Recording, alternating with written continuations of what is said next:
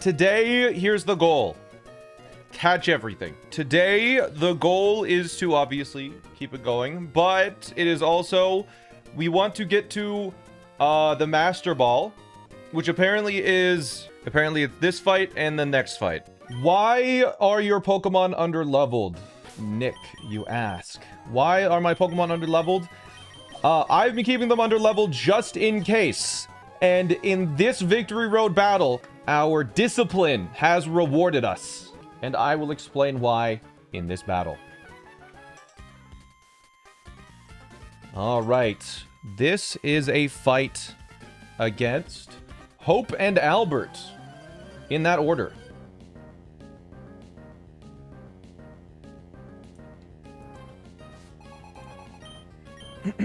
So, they send out Magnezone and Aerodactyl. This is a Mega Aerodactyl and a regular stupid Magnezone, obviously. So, Meringue is holding a Choice Band, and that allows it to kill Aerodactyl in one hit with Thunder Punch. Aerodactyl, because it's not Mega Evolved, does not see a kill on Meringue, but it does see that it kills Dumpling with Fire Fang. So, it will be using Fire Fang on Dumpling. Same with Magnezone. Magnezone only sees a kill on Dumpling with Earthquake. It also sees a kill on Meringue, actually, but because Magnezone is slower than Meringue, it'll go for the kill on Dumpling first. So, it will be using Earthquake on Dumpling, and Aerodactyl will also be going for Fire Fang on Dumpling, which gives Meringue a free turn to Thunder Punch and kill Aerodactyl. Now, obviously, we want Dumpling to survive this turn, so we're just going to Spiky Shield and live it.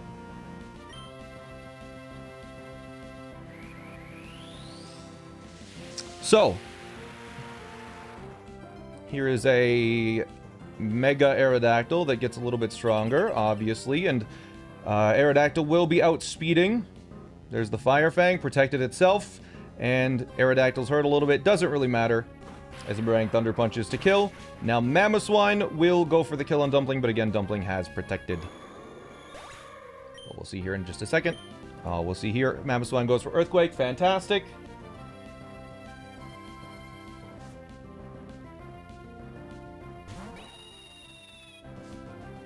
And now we get intimidated. So here's the problem, chat. We could kill Staraptor with Thunder Punch if we weren't intimidated. And the problem is, like, we just don't. We do not kill Staraptor right now. But if we could somehow lower Staraptor's defenses before we attack it, that would kill Staraptor. And this is where underleveling has rewarded us. We have not leveled up Meringue to the level cap, or any of our Pokemon to the level cap until we absolutely need to for situations like this. Staraptor has close combat, and it will be using close combat on Dumpling, which is great because that lowers its defenses.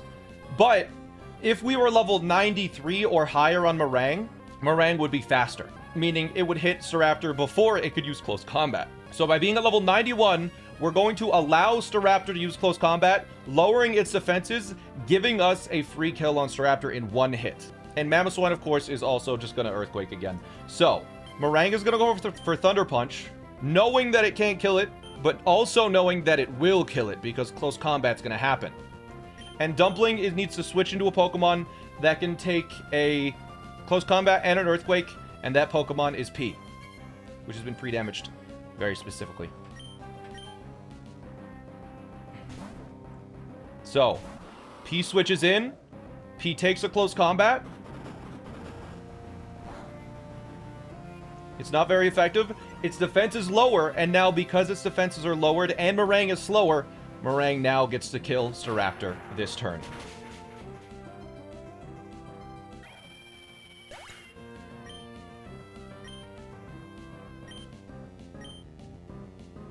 And there's an Earthquake from Magnezone again. The Earthquake dealing quite a lot of damage to P, emergency exiting it out to Beedrill. Alright, now they send out their last Pokemon, that one trainer. We're focusing down one trainer first. We're focusing Albert. Hydreigon and Magnezone both outspeed and killed Nectarine in one hit. So they will be focusing down Nectarine on this turn. Thundurus is going to be switching to Hydreigon. as Nectarine is going to Mega Evolve. U-Turn will kill Hydreigon, and then Mamoswine will be using either Earthquake or Icicle Crash onto the Nectarine slot. So we will U-Turn to kill Hydreigon. Yes. So, Acai comes in. Nectarine is going to increase its speed, allowing it to outspeed the Pokemon that thought they could kill it first.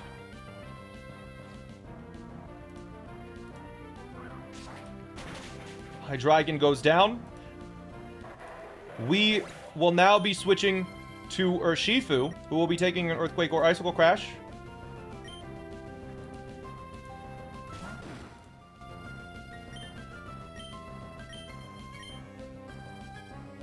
There is the Icicle Crash on Urshifu. Urshifu takes it. Bang. And now there is only the right slot left, which we can simply double up. If we use the right moves every battle, we will win. So, Dark Pulse will kill Mamoswine. Well, close combat and Dark Pulse kills Mamoswine at the very least. So, that's what we're going to do. We do that. Bang.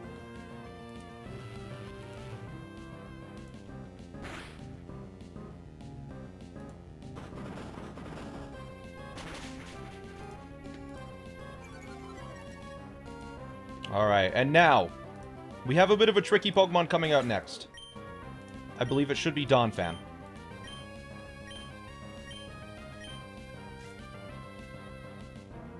Yeah, here's Donphan. Donphan is tricky because it has the Sturdy ability, and it has a Custat Berry. So if we hit it really hard, and bring it down to 1 HP, its Custat Berry will activate, and then it can hit me first. And it has Endeavor, which could bring me down to 1 HP. It has Earthquake, Stone Edge, Knockoff. It could do a fair amount of damage. It could be a problem. So we had to figure out a way around this. And the way we figured it out was we need to hit it with a weak move and then a strong move. The thing is, Acai is choice spexed into Dark Pulse, which is a strong move. And Acai is faster than Mustard, which is a problem.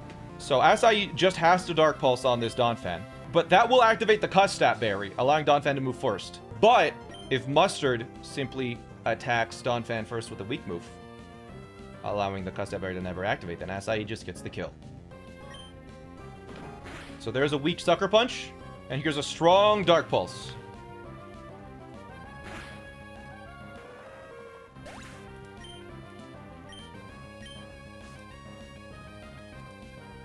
And now we have Venusaur, which is very defensive.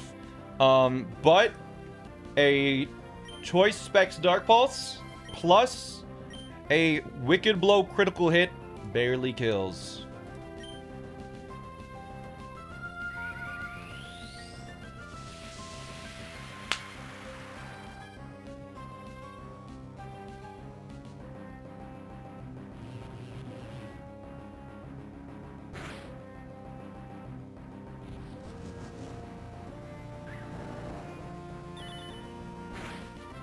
And there it is.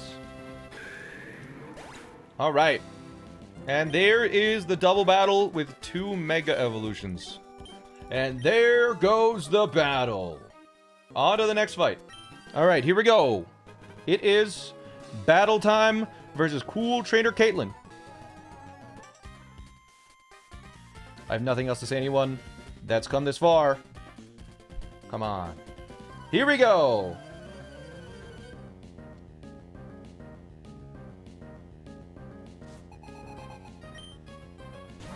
Alright. So, Tofu comes to battle. Tofu is uniquely qualified for this fight because it outspeeds Walrein and kills it in 1 hit. That's the first thing with close combat. Alright, so Tofu kills Walrein. It kills Walrein, that's it. So, it's gonna kill Walrein.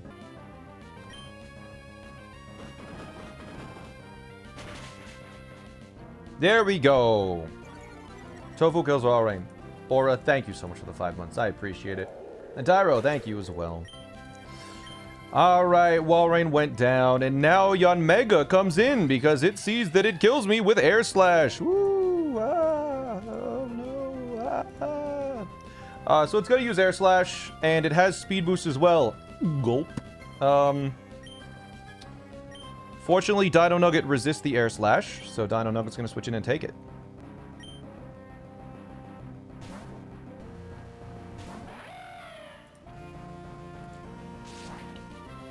Boom! No problem. Dino Nugget handles it. And the speed boost... Uh-oh. This speed boost gives this Pokemon 346 speed. But my jolly Archeops with the Choice Scarf outspeeds the Yanmega. So a Rock Slide finishes this baby off. So yeah, Rock Slide's gonna kill it.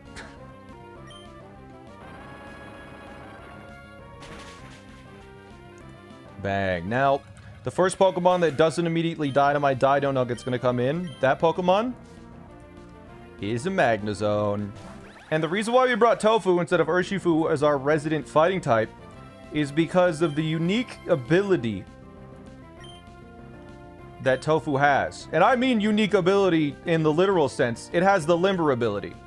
And it has a pretty dang good special defense. So it's going to take any hit from this Magnezone, either a Flash Cannon or Discharge, and Limber makes it so it cannot get paralyzed.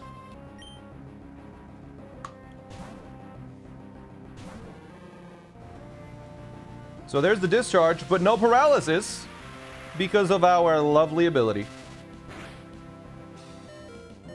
And see, it even survives a critical hit. Urshifu would have died to that. So now a close combat just finishes off this Magnezone. And it doesn't outspeed me, obviously.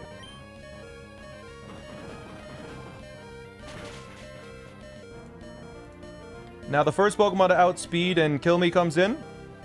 That Pokemon. That's right. Is Ludicolo.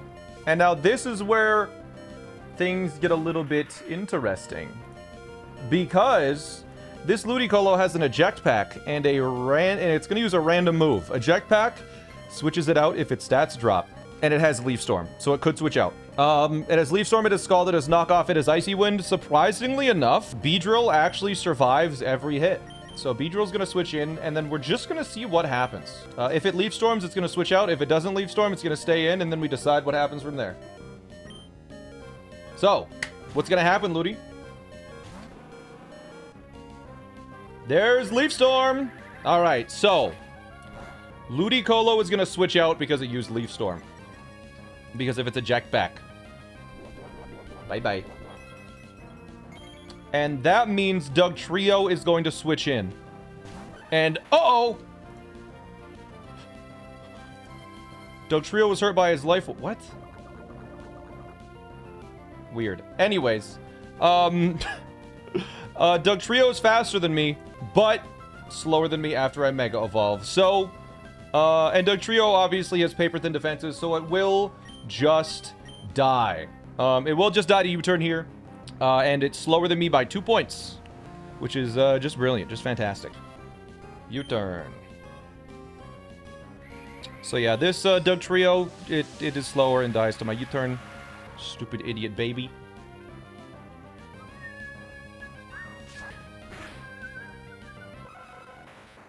And there it is.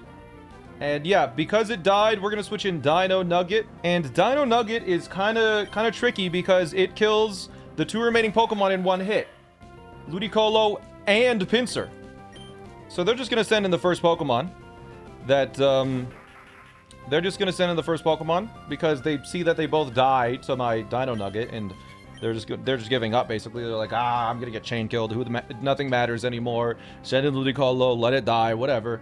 So, yeah, we're just going to dual wing beat this Ludi. Like so.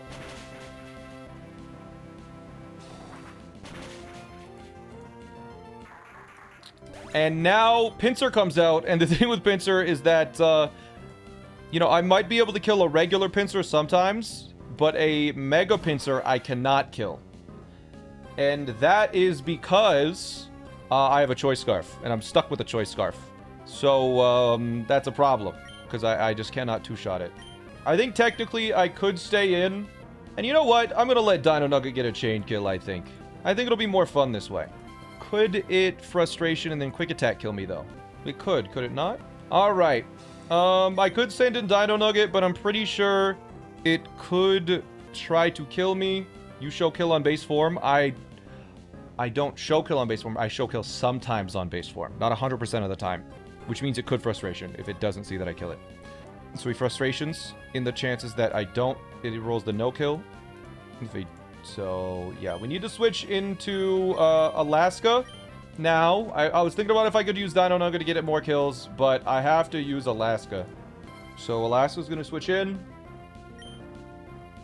He always uses max roll. Wait, does he? Maybe you're right. Maybe he does always use max roll. I can't remember how it works. I'm only 389 hours into this. Anyways, Alaska needs a cool kill anyway. So Alaska's going to take a quick attack. Bang. And now Alaska, having a choice scarf, does outspeed Pinsir. And will just hit it with a rock slide. And there it goes. Bang. It went for the 10% earthquake. Fun fact. Didn't quick attack there. This is a disgrace. Alright, chat. And now we have access to the Master Ball, apparently. Or so I've been told. Is this a... What is this? Charizardite. We found a Master Ball! And that's gonna be our second roamer. Now the question is, do we catch the roamer right now or no?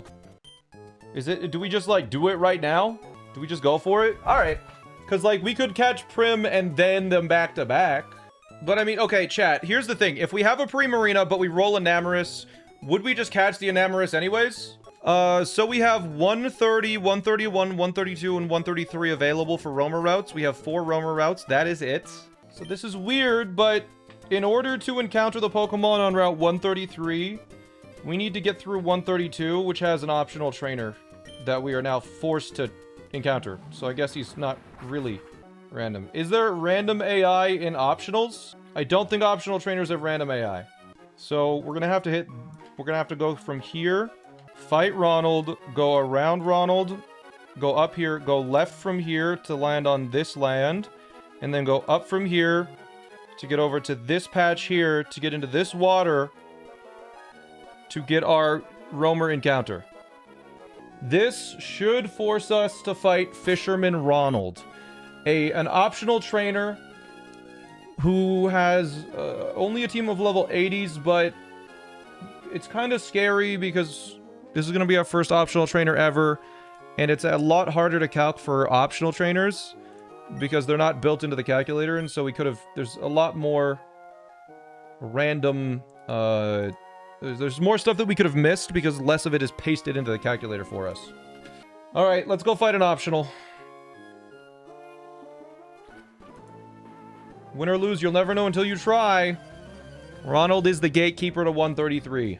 The 133 encounter, at least.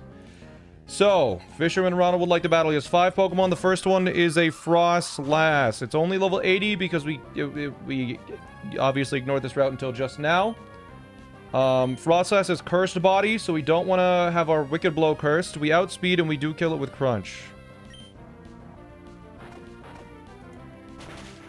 And then, if we've looked at it all correctly, Barraskewda should be next.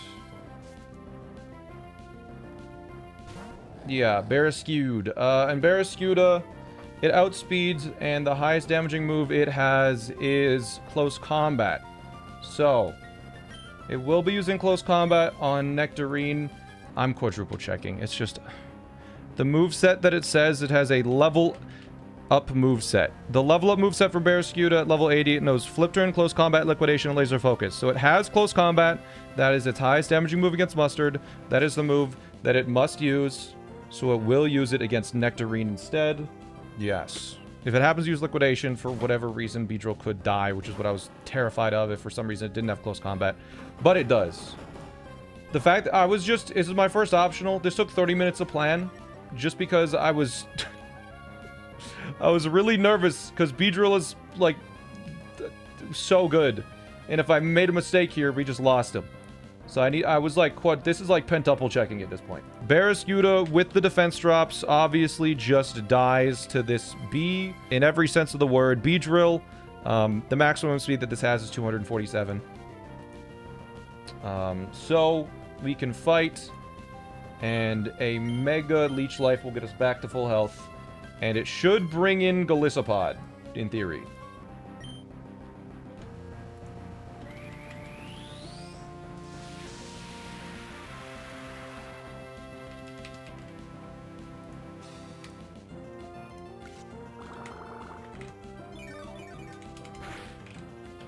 And there it is. It dies.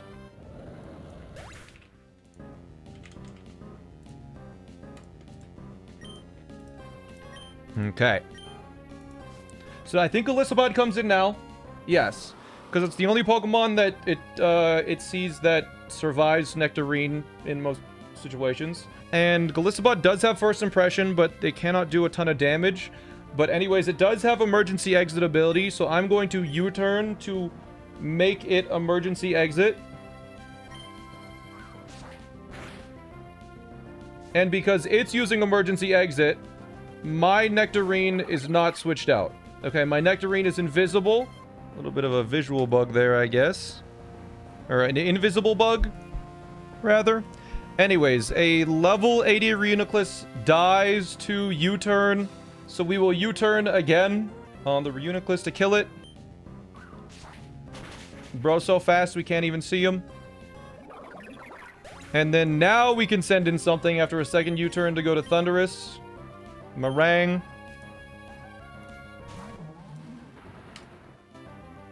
And they will send in, I think, Golisopod.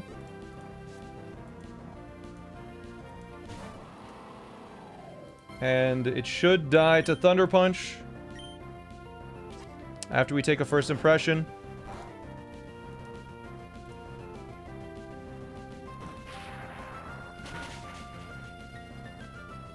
And then the last Pokemon is a Gyarados. That should also die to Thunder Punch. Even after the Intimidate. Pretty straightforward battle. But, you know, bringing Beedrill to something that's a little uncertain is terrifying.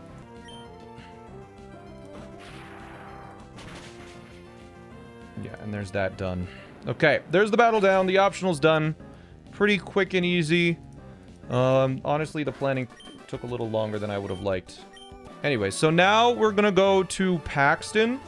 And Paxton should only face down and left. Now we surf up, I think. So I guess we go up here. And this should bring us into Route 133. Once we hit that water right there, it brings us to 133, and I believe that is where we can encounter our Pokemon. Okay, is this not 133? I thought this was 133. Please. Is this seriously not 133? Okay, apparently we're still not in 133, so we will have to fight more optional trainers. I thought that was 133. That was wrong. That was not 133. How do we get an encounter in 133? Alright, and then we go up. And... Route 133, baby! Okay. Now we check the radar. Devon radar, which is actually on select. Select is this? It's not responding, there's only ordinary Pokemon around. Now you have to leave the route and come back to get it to respond. Which means we need to fly to Pacifidolog and do it again. Oh, the Devon radar is responding! There is an extraordinary Pokemon nearby. Let's go! 50-50 coin flip time. Nobody has ever lost a coin flip 3 times. It's responding! There's an extraordinary Pokemon nearby! It's time. We want Latios or Enamorous. So we turn off the repellent now. And now the encounter should be guaranteed to be a roamer. Is that correct? Yeah? Just don't fish. Okay. Here it is! Come on, Latios or Enamorous! It's Cresselia. So that's the worst one. We won't be catching this with a Master Ball. Instead, we're gonna get the 1% chance of catching it with a Quick Ball. This will be the first catch failure. No, I will catch it with a Quick Ball. It'll take it out of the pool, and then we won't have to worry about it. So we'll just critical capture it. It'll be out of the way. It'll be all good. It's totally fine. We Quick Ball. It goes boop, boop, boop. We catch it. Okay, well, the encounter's gone now. That's it. That's the first route we have ever done that we have missed out on a Pokemon. Ah. Damn. Which route is the next bad one? Alright, Route 130 is the next route that we're gonna go for. 130. Not responding. Why not get Prim first? Because that's 2 more battles. Oh! It's responding! It's time! It's time! Oh my god, how long did that take? Okay, we want Latios, but we'll also take Enamorous. Is that what we've decided? We want a Latios. We want the Latios. Come on! Latios! Okay. Okay, that's good. That's one of the good ones. We have 2 more roamer routes. We have to take this, right? Obviously, Latios would have been better, but I think we take it. I think that's good. It's another fairy type. It gives us a lot more flexibility. Yeah, I think we take it. And it gives us 2 more encounters, because, like, why not? Yeah, because if we get a really bad Primarina that we need to use, like, 9 scales on, then, you know, we could just use Enamorous instead. So, I guess we Master Ball. And we get Enamorous. Okay.